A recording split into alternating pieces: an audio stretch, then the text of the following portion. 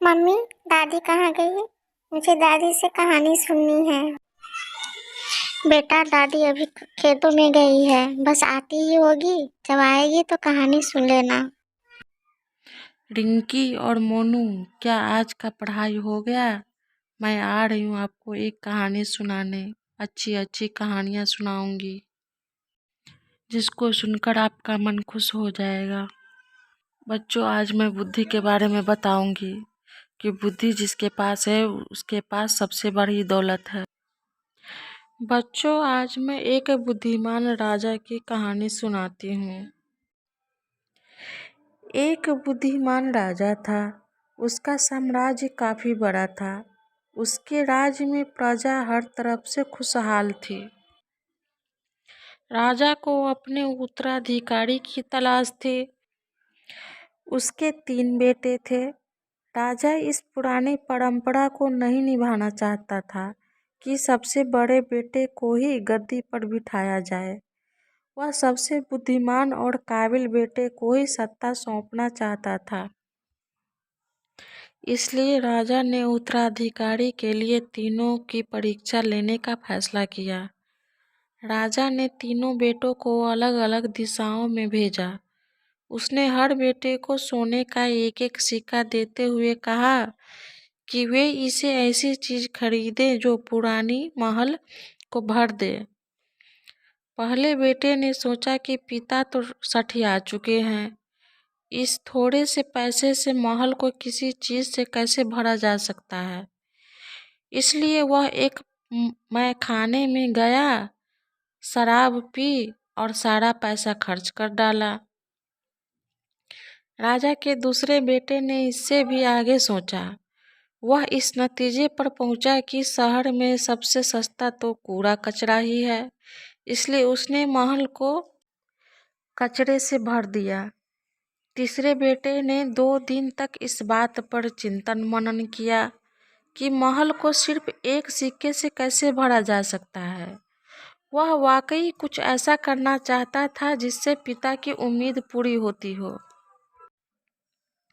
उसने मोमबत्तियां और लोबान की बत्तियां खरीदी और फिर पूरे महल को रोशनी और सुगंध से भर दिया।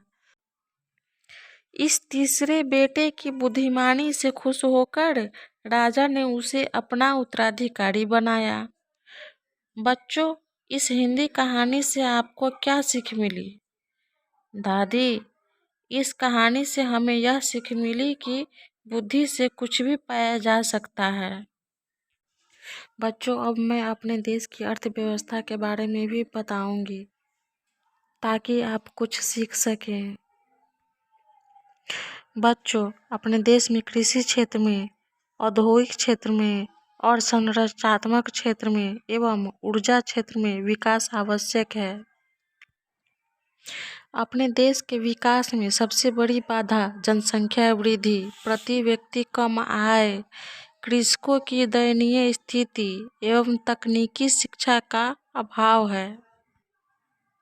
यह सत्य है कि वर्तमान परिदृश्य में भ्रष्टाचार, अनैतिकता आदि विकास को प्रभावित करता है। भारत को विकसित करने के लिए कृषि क्षेत्र का विकास सबसे जरूरी है। भारत के अधिसंख्य लोग कृषि क्षेत्र से जीविका प्राप्त करते हैं। यह जीविका के अलावे रोजगार प्रदायक क्षेत्र है। लोगों को प्रत्यक्ष और अप्रत्यक्ष रूप से रोजगार देता है। कृषि क्षेत्र के बाद औद्योगिक क्षेत्र का विकास जरूरी है। लघु एवं कुटीर उद्योग से लेकर बड़े बड़े उद्योगों की स्थापना में जो ठहराव आया है, उससे लोगों को रोजगार नहीं मिल रहा है। व्यापार और व्यवसाय के फैलाव में कमी आ रही है। सभी प्रकार के विकास कार्य को आगे बढ़ाने में अवसंरचनात्मक व्यवस्था अत्यंत आवश्यक है। इस व्यवस्था के तहत रेल मार्ग, सड़क मार्ग, जल मार्ग और वायु मार्ग एवं संचार के विभिन्न साधन आते हैं। विकास के मार्ग में बाधक तत्वों से भी मैं सहमत हूँ। सबसे बड़ी बाधा जनसंख्या वृद्धि है। एक पंचवर्षीय योजना के अंतर्गत जितनी जनसंख्या के लिए विभिन्न मदों में नियोजित किया जाता है, उससे कई गुना अधिक जनसंख्या बढ़ जाती है। रोजगार में वृद्धि नहीं होने के कारण प्रति व्यक्ति आय बहुत कम है और काम देश के विकास को प्रभावित करता है। भारतीय कृषकों की स्थिति दयनीय है, जिससे कृषि क्षेत्र में उन्नयन नहीं हो रहा है। फलतः बिहार की गति तीव्र नहीं हो पाती है। तकनीकी शिक्षा का अभाव है।